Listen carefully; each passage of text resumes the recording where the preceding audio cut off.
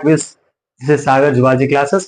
ఈరోజు మనం తెలంగాణ అదేవిధంగా AP DSC school assistant biology నుంచి జెనెటిక్స్ అనేటువంటి టాపిక్ లో ప్రత్యేకంగా క్రోమోజోమల్ డిజార్డర్స్ అనేటువంటి టాపిక్ ఉంది. సో ఆ టాపిక్ గురించి మనం డిస్కస్ చేద్దాం. ఓకేనా? Today we are going to discuss about the topic name is genetical disorders. So genetical disorders అంటే ఇక్కడ జన్యు అపస్థితులు అంటాం. ఓకేనా? సో జన్యు అపస్థితులు అనేవి ఇక్కడ మనం చూస్తే డెఫినేషన్ చూద్దాం. సో ఒక జీవి డిఎన్ఏలో అసాధారణంగా జరిగే మార్పు వల్ల కలిగే వ్యాధిని లేదా వ్యాధి లక్షణ సముదాయాన్ని మనం జన్యు అపస్థితులు అంటాం, జెనెటికల్ డిజార్డర్స్ అంటాం. సో ఈ సాధారణతలు ఒకే ఒక్క జన్యువులో కలిగే, జాగ్రత్త వినండి, ఒకే ఒక్క జన్యువులో కలిగే బిందు ఉత్పరివర్తనాలు. సో బిందు ఉత్పరివర్తనాలు అంటే so they are called point mutation. అంటే ఒకే ఒక్క జన్యువులో ఒక చిన్న అంతరాయం కలిగినటువంటి ఒక ఉత్పరివర్తనం జరుగుతుంది, అంటే మ్యూటేషన్ జరుగుతుంది అన్నమాట. So the suddenly occurs changes in the gene అన్నమాట. సో జీన్ లో ఏర్పడేటువంటి ఉత్పరివర్తన వల్ల, మ్యూటేషన్ చెందడం వల్ల పూర్తి క్రోమోజోమ్ కూడా కోల్పోవడం వరకు ఉంటాయి అన్నమాట. సో దీనివల్ల జన్యు అపస్థితులను రెండు రకాలుగా విభజించారన్నమాట. ఒకటి ఏంటంటే మెండిలియన్ అపస్థితులు, ఇంకోటి ఏంటంటే క్రోమోజోముల అపస్థితులు. ఓకేనా? సో మెండిలియన్ అపస్థితులు అంటే సో మెండిలియన్ అనేటువంటి సైంటిస్ట్ గురించి బేస్ చేసుకుని ఇతని మెండిలియన్ అపస్థితులు చెప్పడం జరుగుతుంది. ఓకేనా? ఇక్కడ చూడండి, ఏకజన్యు జనిత వ్యాధులు అంటే ఏకజన్యు అంటే ఒకే ఒక జన్యు మీద వచ్చేటువంటి ఈ వ్యాధులు కాబట్టి ఏకజన్యు జనిత వ్యాధులు అని చెప్పవచ్చు.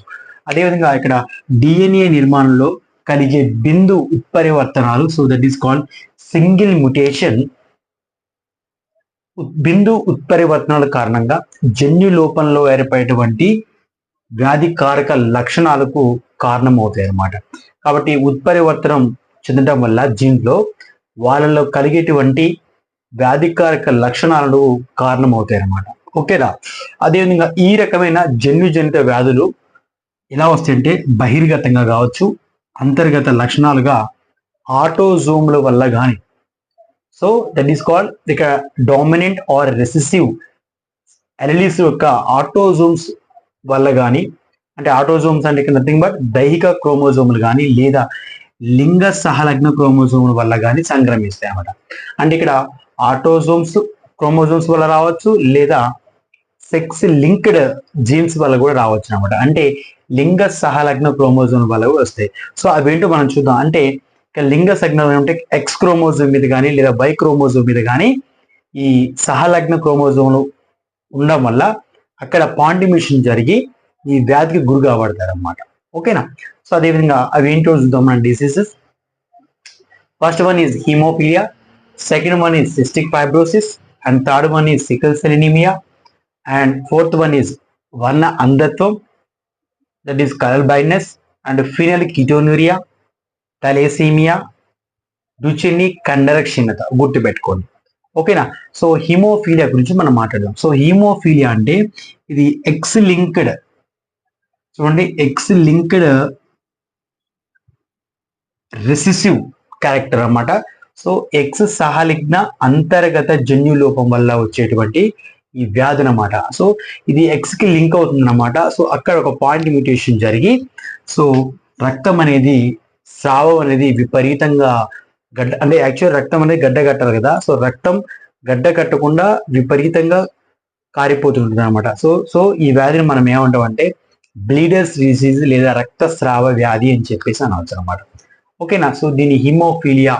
సో హీమోఫీలియాలో మళ్ళీ మూడు రకాలు ఉంటాయి. హీమోఫీలియా ఏ, హీమోఫీలియా బి, హీమోఫీలియా సి అని చెప్పేసి ఉన్నాయి అనమాట. సో ఇది గుర్తుపెట్టుకోండి. సో ఓన్లీ మెయిన్ కాజ్ ఏంటి గుర్తుపెట్టుకోండి, ఎక్స్ సహలగ్న అంతర్గత జన్యులోపం, అది గుర్తుపెట్టుకోండి. Next cystic fibrosis. Cystic fibrosis అంటే ఇది కూడా అంతర్గత జన్యు అపస్థితి. అదేవిధంగా 7th క్రోమోజోమ్ డిలీషన్ అవుతుంది అన్నమాట. 7th క్రోమోజోమ్ ఉంటుంది మనకి. సో 7th క్రోమోజోమ్ అనేది ఇక్కడ డిలీషన్ అయిపోతుంది అన్నమాట. సో ఈ డిలీషన్ అవ్వడం వల్ల మీకు ఇక్కడ అంతర్గత జన్యు అపస్థితి అనేది ఏర్పడుతుంది. ఓకేనా? అదేవిధంగా ఇక్కడ సిస్టిక్ ఫైబ్రోసిస్ అంటే నథింగ్ బట్ ఇక్కడ తంతుయుత కణజాలం ఉన్నటువంటి ఉబ్బినటువంటి నిర్మాణం కలిగి ఉంటుంది. సో దీనివల్ల ఏమవుతుందంటే ఈ స్థితి వల్ల లక్షణాలు ఎలా ఉంటాయి అంటే లంగ్స్ కానీ, లివర్ కానీ, క్లోమం కానీ అంటే ప్యాంక్రాస్ కానీ, ఇవన్నీ ప్యాంక్రాస్ గ్లాండ్స్ అంతా ఉబ్బిపోయి ఒక సిస్టిక్ డక్ట్ లా ఫామ్ అవుతుంది. అందుకే దీనికి ఆ పేరు వచ్చినమాట ఫైబ్రోసిస్, సిస్టిక్ ఫైబ్రోసిస్ పేరు పెట్టడం జరిగింది. సో దీనివల్ల రెస్పిరేటరీ గ్యాసెస్ అనేవి సరిగా అవ్వవు. సో దానివల్ల వీరికి ప్రాబ్లమ్స్ అనేవి ఏర్పడతాయి అనమాట. అదేవిధంగా sickle cell anaemia. Sickle cell anaemia కూడా పాయింట్ మ్యూటేషన్ ద్వారా అంటే ఒకే ఒక్క జీన్లో సింగిల్ మ్యూటేషన్ చేయడం వల్ల వాళ్ళ హీమోగ్లోబిన్ ఏమవుతుందంటే ఆర్బిసి సెల్స్ ఉన్నటువంటి హీమోగ్లోబిన్ ఏమవుతుందంటే ఆ హీమోగ్లోబిన్ ఉన్నటువంటి లోపం వల్ల ఎనీమియా రావడం జరుగుతుంది. సో ఆ ఎనీమియా రావడం వల్ల ఆ సికిల్ సెల్ ఎనీమియా అనేది ఎలా వస్తుందంటే ఆర్బిసి సెల్స్ ఉన్నటువంటి హీమోగ్లోబిన్ అనేది అపస్థితులు గ్రూప్ అవడం వల్ల అంటే పాయింట్ మ్యూటేషన్ జరగడం వల్ల ఆ హీమోగ్లోబిన్ లో ఆల్ఫా బీటా చైన్స్ ఉంటాయి కదా. సో ఆల్ఫా బీటా చైన్స్ అనేవి మార్పు చెందటం వల్ల హీమోగ్లోబిన్ మారిపోయి అప్పుడు ఆర్బిసి సెల్స్ ఉన్నటువంటి సర్క్యులర్ షేప్ లో, బైకాన్ షేప్ లో ఉన్నటువంటి ఈ రక్త కణాలు కాస్త షికిల్ షేప్ కింద మారిపోవడం జరుగుతుంది అనమాట. సో షికిల్ షేప్ గా మారిపోవడం వల్ల ఇలా కొడవరి ఆకారంగా మారడం వల్ల ఈ సెల్స్ అనేవి ఆర్బిసి సెల్స్ అని ఒక ముద్దలాగా అయిపోయి బ్లడ్ వెజల్స్ ఒక్కోసారి పగిలిపోయి ఇనిమియా రావడం జరుగుతుంది అనమాట. సో ఇది కూడా గుర్తుపెట్టుకోండి. అదేవిధంగా టిష్యూస్ అన్ని కూడా డ్యామేజ్ అయిపోతాయి, గుర్తుపెట్టుకోండి. So sickle cell. నెక్స్ట్ వర్ణంధత్వం. వర్ణంధత్వం అంటే కలర్ బ్లైండ్నెస్ అంటాం. కలర్ బ్లైండ్నెస్ అంటే ఇది కూడా ఎక్స్ లింక్డ్ సహలగ్న అంతర్గత అపస్థితి అనమాట. సో ఈ వ్యాధి లక్షణాలు ఎలా ఉంటాయంటే వీళ్ళు రెడ్ కలర్ ని, అదేవిధంగా గ్రీన్ కలర్ ని, బ్లూ కలర్ ని వాళ్ళు గుర్తించలేరు అనమాట. సో వాళ్ళ కళ్ళకి వచ్చేటువంటి డిసీజ్ అనమాట వర్ణంధత్వం. జీన్స్ ఇది కూడా ఎక్స్ సహలగ్న అంతర్గత అపస్థితి అనమాట. సో ఎక్స్ లింక్ అయినటువంటి జీన్ పాయింట్ మ్యూటేషన్ చెందడం వల్ల వర్ణాంధత్వం అనేది కలుగుతుంది అనమాట. సో వీళ్ళు కలర్ని గుర్తించారు అన్నమాట, గుర్తుపెట్టుకోండి. అదేవిధంగా ఫినల్ కీటోనూరియా.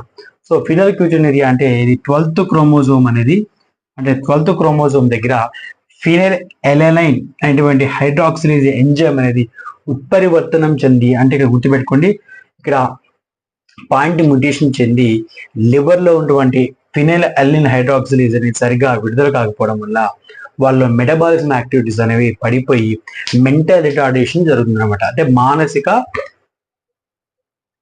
అలసత్వం అనేది కనిపిస్తుంది అనమాట. ఇది గుర్తుపెట్టుకోవాలన్నమాట. సో మంద బుద్ధి అని చెప్పేసి అంటాగా. సో మెంటల్ రిటార్డేషన్స్ వల్ల ఈ ఫినల్ క్యూటోనూరియా అని గుర్తుపెట్టుకోవాలి.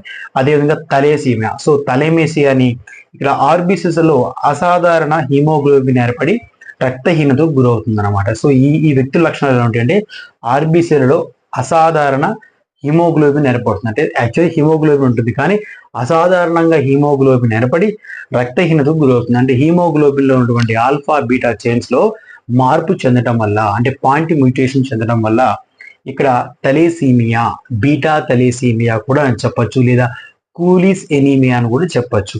సో తలేసీమియాకి ఏం పేరు? బీటా తలేసీమియా లేదా కూలిస్ ఎనీమియా అని కూడా చెప్పవచ్చు అనమాట, గుర్తుపెట్టుకోండి. అదేవిధంగా డుచెన్నీ కండర క్షీణత. సో దీన్ని డుచెన్నీ మస్కులర్ డిస్ట్రోఫీ అంటాం. సో కండలు అనేవి క్షీణించిపోతే ఇది కూడా ఎక్స్ సహలగ్న అంతర్గత లక్షణం అన్నమాట. సో ఈ అంతర్గత జన్యు లోపాలన్నీ క్యారియర్స్ గానే ఉంటారన్నమాట. వీళ్ళన్నీ వాహకాలుగా పనిచేస్తారన్నమాట. అంటే ఈ ఎక్స్ సహలగ్న ఉన్నటువంటి పేషెంట్స్ ఎవరైనా క్యారియర్స్ గానే ఉంటారు, కానీ వీళ్ళ సంతానం నుంచి వచ్చే పిల్లలకి, అంటే ఇటు గర్ల్స్ కావచ్చు, ఇటు బాయ్స్ కావచ్చు, సో బాయ్స్ కానీ గర్ల్స్ కానీ ఈ అపస్థితులు అనేవి వాళ్ళకి రావడం జరుగుతుంది, అంటే ప్రభావితం చేయడం జరుగుతుంది అనమాట. So they effect the childrens ఓకేనా. అదేవిధంగా ఇక్కడ క్రోమోజోముల అపస్థితులు. సో అక్కడేమో మెండిలియన్ అపస్థితులు ఉన్నాం, ఇదేమో మొత్తం పాయింట్ మ్యూటేషన్ గురించి చెప్తున్నాను. సో ఇది ఏంటంటే క్రోమోజోముల అపస్థితులు. అంటే క్రోమోజోమ్స్ ఏమైతే అంటే వాటి యొక్క సంఖ్యలో కానీ, నిర్మాణంలో కానీ, స్ట్రక్చర్లో కానీ కలిగే లోపాల వల్ల అపస్థితులు అనేవి కలుగుతాయి అన్నమాట. అంటే క్రోమోజోమ్ నెంబర్ ఆఫ్ క్రోమోజోమ్స్ అనేవి తగ్గచ్చు, పెరగచ్చు. తగ్గితే ఏమవుతుంది, పెరిగితే ఏమవుతుంది. సో దీనివల్ల వాటి యొక్క స్ట్రక్చర్లో, నిర్మాణంలో కానీ లేదా వాటిలో లోపాలు కాని వల్ల అపస్థితులు అనేవి ఏర్పడతాయి అన్నమాట. అదేవిధంగా కణ విభజనలో, అంటే సెల్ డివిజన్ జరిగేటప్పుడు ఈ లోపం వల్ల సాధారణంగా క్రోమోజోములు అనేవి వ్యత్యాసాలు చూపిస్తాయి. అంటే క్రోమోజోమ్స్ లో మనకి మైటాసిస్ ప్రాసెస్ జరిగేటప్పుడు క్రోమోజోమ్స్ అనేవి ఇలా నాన్ డిస్టింక్షన్ జరిగేటప్పుడు ఈ క్రోమోజోమ్స్ అనేవి మార్పు చెందడం వల్ల వ్యత్యాసాలు ఏర్పడితే సో దానివల్ల కూడా ప్రమాదకరమైనటువంటి వ్యాధులు కూడా రావడం జరుగుతుంది అనమాట. సో వాటిని మనం ఇక్కడ సిండ్రోమ్స్ అని చెప్పొచ్చు అనమాట. ఓకేనా. నెక్స్ట్ ఇందులో 2 రకాల అపస్థితులు ఉన్నాయి. ఏంటి లైంగిక క్రోమోజోముల అపస్థితులు, ఇంకొకటి దైహిక క్రోమోజోముల అపస్థితులు అన్నమాట. ఓకేనా. సో లైంగిక క్రోమోజోములు అంటే లైంగికంగా లైంగిక క్రోమోజోములో వచ్చేటువంటి అపస్థితులు, వాటిని మనం లైంగిక క్రోమోజోముల అపస్థితులు అంటాం. దైహిక క్రోమోజోముల అపస్థితులు అంటే దైహిక క్రోమోజోములో వచ్చేటువంటి లోపాలు కానీ జీన్స్ కానీ ఏమన్నా మార్పు చెందితే వచ్చేటువంటి ఈ లక్షణాలను, ఈ వ్యాధులను మనం ఏమంటామంటే దైహిక క్రోమోజోముల అపస్థితులు అంటాం. అదేవిధంగా ఈ క్రోమోజోముల అపస్థితిలో ఈ రెండింటి గురించి మనం డిస్కస్ చేద్దాం. ఓకేనా.